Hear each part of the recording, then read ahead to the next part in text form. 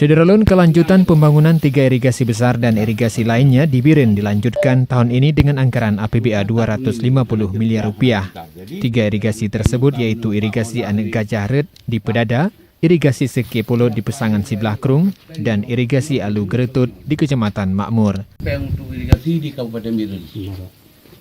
Yang sehari hanazari terbanyak apa?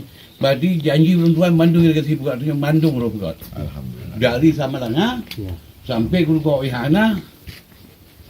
Yang ana Kuala Raja. Tinggal jangan pakai. Juga Monte Pelot dan Alu Geretut. Jadi evaluasinya nampak. Kaki lalu kuat, layu kali buang nafsat illa usaha. Allah tak akan berikan cobaan kepada seseorang hanya sebatas kemampuan yang mereka miliki.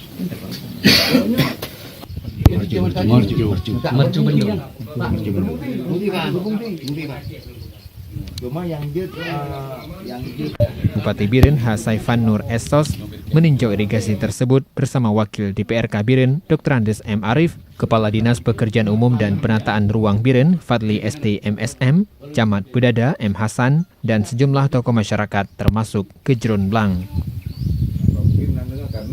Dari Biren, Yusmandin Idris, Serambi On TV. Mungkinnya kaki kan? Yang nak pada tinggal ikutnya lebih pemahaman.